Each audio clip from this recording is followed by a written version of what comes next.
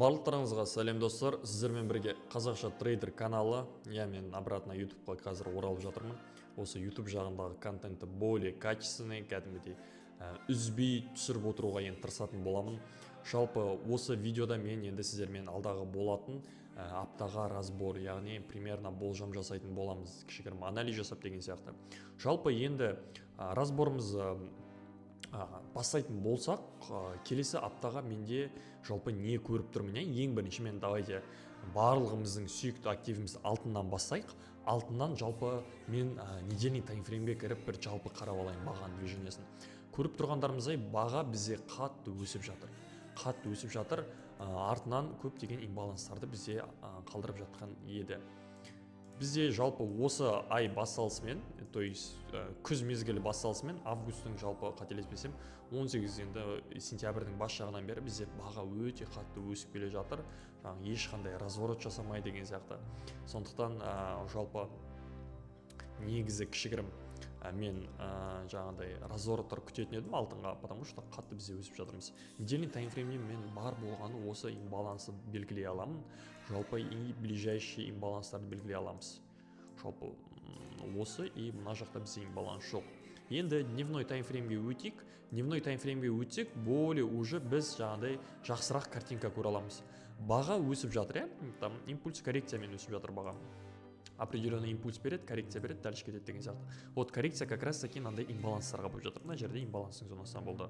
Қарайтын болсақ, мына зонада тоже имбаланстың зонасында болды, келді, дальше өсіп кетті. Либо мына жердегі бір какой-то саппорт зоналарға дейін десек те болады.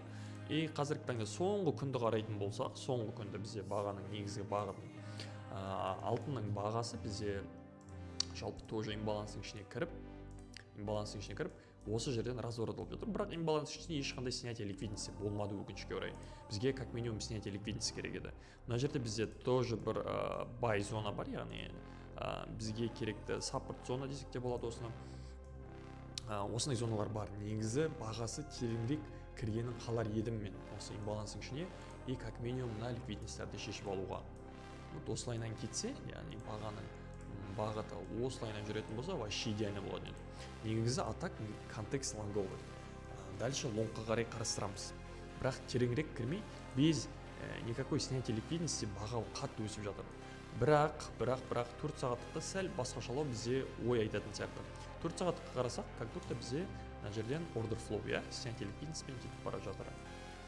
Соңғы имбалансқа тоже инверсия жасауында, яғни мына имбалансы біз бұзып өтіп кеттік. Бұл бізде қазір уже IFVG BPR зона, яғни осы зонадан дальше негізі лонг қарауға да болатын сияқты. Келесі аптаға цельдар негізі лонг ашылғанына қарай көреміз. Жалпы негізі лонг. Бірақ мына жерде мына имбалансқа инверсия жасаған маған ұнамай тұр. Мынаған BPR жасап тастаған ұнамай тұр 1 сағаттықтан. Реакция алмай, бірақ еш уайымдамаймын, себебі бізде мына жерде 1 сағаттық таймфреймдегі имбаланс бар. Осыдан егер реакция алмайтын болсақ, дальше шартет ететін сияқтымыз. Астыңғы ликвидностьға дейін. Ол үшін бізде астыңғы бөліктің барлығы біз үшін ликвидность болып қалады. Яғни мынаның барлығы біз үшін ликвидность. Если осы зонадан таңертең бейтіп үстіне жайлап бейтіп өсіп басылсақ, үстінде цельдар атыға болады, және де үстіңгі ликвидностьтар болады. Пока что осындай ғана ой, негізгі направление, бірақ бізде лонг все-таки. Лонгқа кеткен более интересен, чем шортқа. Шортқа кететін болсақ, уже мыналардың бәрі біз үшін цель. Если мына имбалансы инвертировать ететін болсақ, дальше біз осы зоналардан как шортқа іздейтін боламыз. Пока идеяның барлығы негізі былай қарап отырсақ, лонгқа қарағанымыз дұрысырақ, чем шортқа. Так, енді евро-долларға өтейік. Евро-долларға өтсек, мен өзім сызып қойыппын ғой. Давайте барлығын өшіріп бастайын. Жалпы недельный таймфреймнен бастайын тағы да.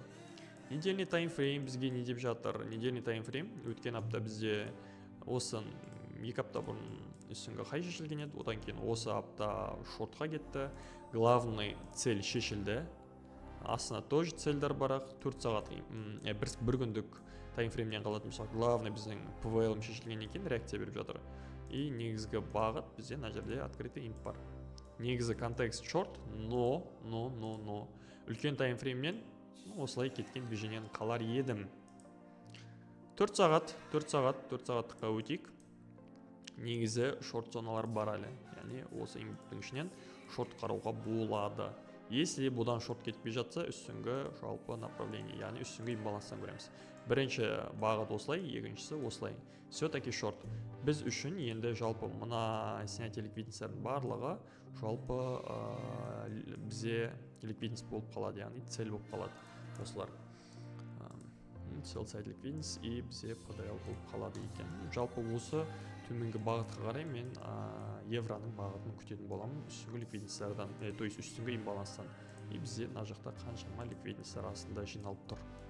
Вот осылай евро бойынша шорт, фунт бойынша өтсек, фунт бойынша да дәл сондай ситуация, негізі бапталыққа керетін болсақ, тоже снятие ликвидности, жаңағыдай бір апталық бізде ликвидность шешілді, PVL. Жалпы қазір енді кішігірім реакция болып жатыр осы дневной имбалансқа дейін, және де үстінде тоже мына жерде имбаланстар бар. Енді астында бізге подсказка ретінде равный минимумы қалып кеткен, яғни equal low, скорее всего бағаны біз енді осы точкаға дейін күтеміз келесі аптада. Жалпы именно GBP бойынша. Так, жалпы осы основной 3 валютаны қарадым, видеоны көп созбай қояйын. Сонымен қатар менің телеграм каналыма да кіріп кетіңіздер. Телеграм каналымда мен жаңағыдай күнделікті, например, өз ойларымды бөлісіп отыратын боламын. Телеграм канал менде қазір описаниеде қалдырып кетеді. Подписаться, лайк басып қолдап отырыңыздар. Бұл жерде барлығы тегін, ештеңе сатылмайды деген сияқты.